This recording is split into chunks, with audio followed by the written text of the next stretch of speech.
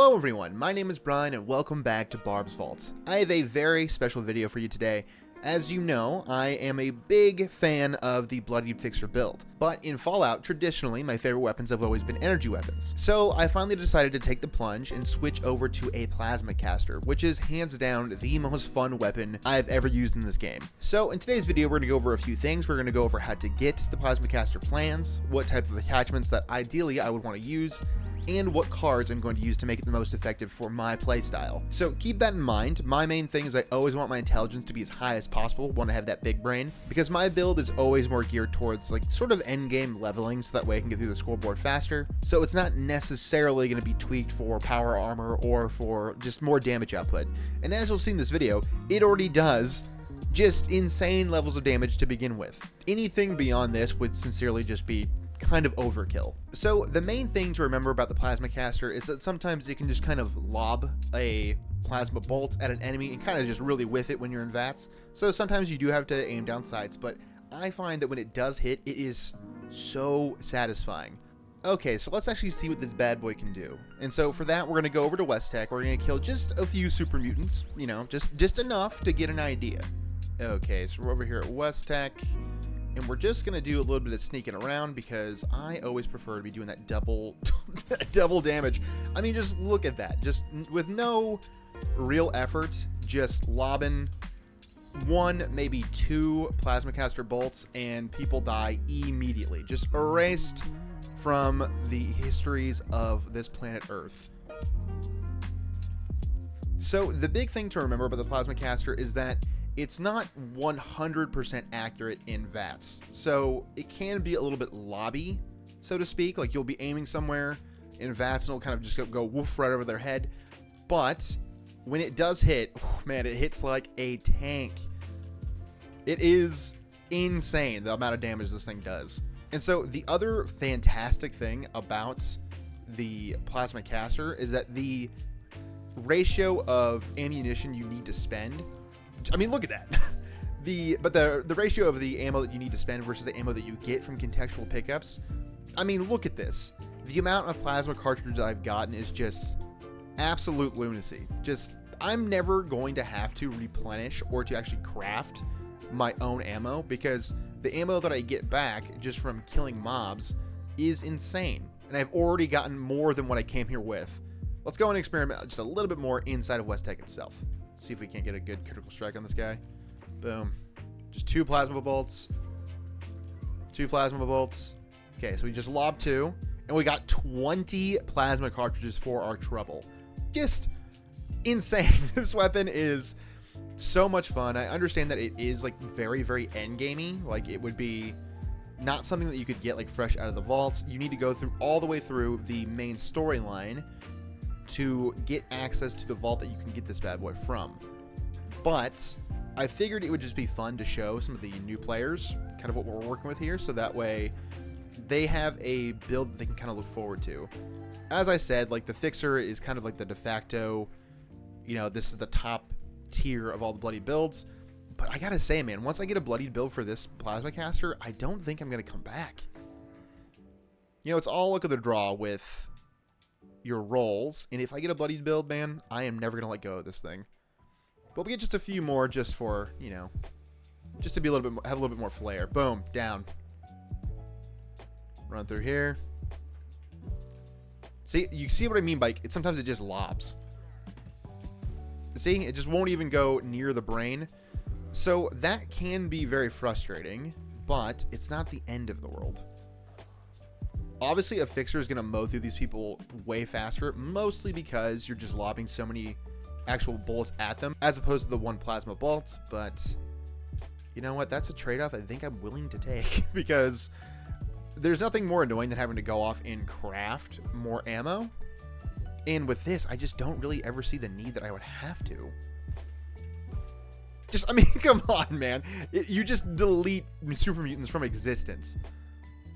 They're alive 1 second, you know, they're just looking around for FEV, and the next second they know they are a pile of radioactive goo on the floor. It is just a good time.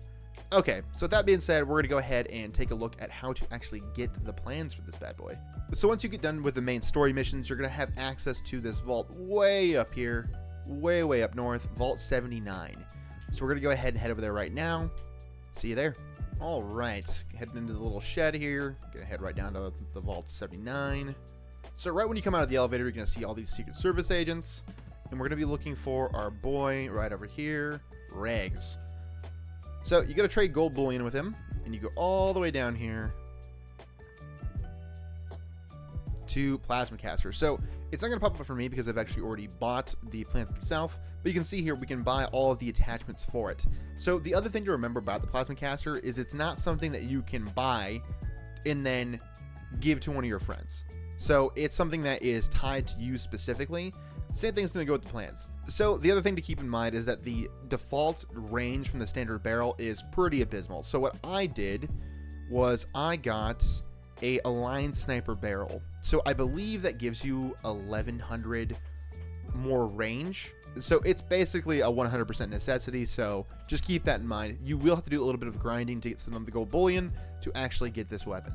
But I believe the initial plans were, I want to say 750, but don't quote me on that. It's been a little while since I've actually gotten this thing. So it won't be too bad. Really, you only need, in my opinion, like the aligned sniper barrel, but I could be 100% wrong. So make sure you let me know in the comments below. Okay, so back here at camp, we're going to go ahead and take a look at my perk cards. And like I said, keep in mind, this is more geared towards a leveling experience versus being just the most efficient you can be with this weapon. But these are the cards that I use. So I put on all of the heavy gunner perks that I possibly could. Bullet shield, expert heavy gunner. Your non-explosive heavy guns now do 20% damage. Your non-explosive heavy guns now do 20% damage. And you gain 60 damage resistance while firing a heavy gun. So those are just going to compound and make you even more powerful with it.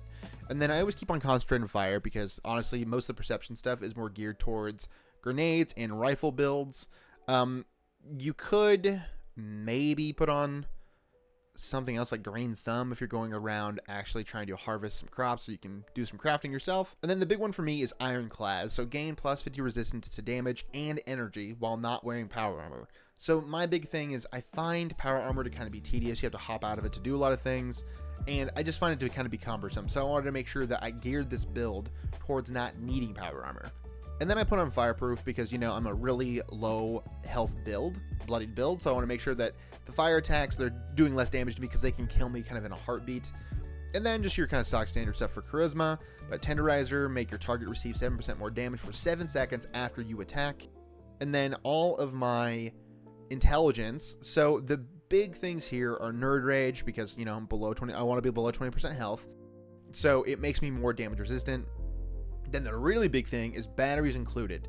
So energy weapon ammo weighs 90% less. Because if you have 10,000 plasma cartridges like on your person, it's really going to weigh you down. You're going to have a hard time getting around the wasteland. You're going to be over encumbered all the time. So batteries included is an absolute necessity. And then I have scrapper, obtain more components when you scrap your weapons and armor. Just kind of your stock standard stuff for intelligence. And then again, I have all my stuff here for the bloodied build stuff. Action Boy, action points regenerate 45% faster.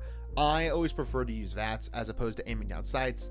I just find it to be more, you can just shut your brain off and just disintegrate somebody. So hence why I keep Action Boy. And then Covert Operative. Your ranged attacks do an additional 50% sneak attack damage. So the reason why I have that is because I mostly want to be in stealth. So that way when I do damage, I'm dealing just insane amounts of it. So you can see the numbers I was popping off before. Just incredible damage. Sneak, you're 75% harder to detect while sneaking. So it makes it easier to stay in stealth when you're moving around West Tech or whenever you're doing an event or whatever. Escape Artist. Sneak to lose enemies and running no longer affects stealth. So that means that I can pop up, run, get back in stealth, makes it harder for the enemies to find me so I can continuously get that bonus. And then Adrenaline, gain plus 10%, max 60% damage for 30 seconds per kill. Duration refreshes with kills. So I hit VATS, kill a creature, hit VATS, kill a creature, and we're just refreshing nonstop. Then Luck is where a lot of the stuff for bloody builds comes in.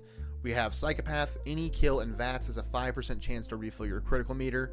I could put that higher, but the other perk cards that I have here, I kind of find to be more important. Better criticals. VATS criticals now do 100% damage. Serendipity, this one is so pivotal to staying alive. While below 30% health, gain a 45% chance to avoid damage, no power armor. So again, wanted to gear this towards having 0 power armor. Class Freak, this is one that you just have to have if you have mutations. The negative effects of your mutations are reduced by 75%. So basically you have no downsides to taking mutations, serums, all that good stuff. Starch Genes, you will never mutate from rads, and Radaway will never cure mutations. That way you can take Radaway if you're getting really low health. You know, you're made out of porcelain, you're just shattering the moment someone looks at you. So this will make it so that way when you take Radaway, you're not going to cure those mutations. Then Critical Savvy. Critical hits now only consume 55% of your critical meter. So again, all these things work together in tandem. So we have Critical Savvy, which is only using half of the critical strike that you can do while in VATS. And then you have better criticals, so then they're doing more damage. And then you have Psychopath, where any kill in VATS has a 5% chance to refill your critical meter. It's just a really good all-around build. And like I said, there are more things that you can do to gear this more towards just a damage output, but I find that it's pretty unnecessary when I'm already killing people with one plasma cast. And then going into our legendary perk cards just for posterity, we have maxed out luck, maxed out intelligence, maxed out charisma, maxed out strength. I have 1 point in agility. You know, the way that my perk points are set up, I only need 1 more to get it all the way to 15. And then follow through, which is a huge one for bloodied builds. Range sneak attack damage increases damage to target by 40% for 10 seconds. So again, all this stuff is already so geared towards damage output. I would find anything else to kind of be overkill. Okay, so here's the special punch card. We're gonna go ahead and take a look at how I've actually allocated out my special points. So strength 11, perception 3, endurance 6, charisma 1, intelligence 10, agility 15, luck 10. So the legendary perk cards that I'm using get all these things to exactly where I want them to be. Okay, so with all that being said, we're just going to recap really quickly what we ran through. We went through how to actually get this weapon, how you have to finish the main storyline. You have to go to Vault 79 in order to get this from Rags, one of the Secret Service agents. The attachments that I find to be really necessary, how I use my perk cards, the way that I have my special points mapped out. And like I said, this is one of the most fun weapon experiences I've had in the game so far. I'm not a big melee guy. Like I said, I don't love power armor. So this one's just a fun one just to, like, you know, walk into a town and then obliterate, you know, a mole miner or something like that. Just an all-around fun time. And it sounds fantastic. The sound design of this weapon is beautiful. So I hope that you found this video to be helpful. And if you like the video, make sure that you like and subscribe. It really helps out. And we do plan on streaming a lot more because I gotta be streaming out, trying to, you know, grind out to get this thing to a bloodied build.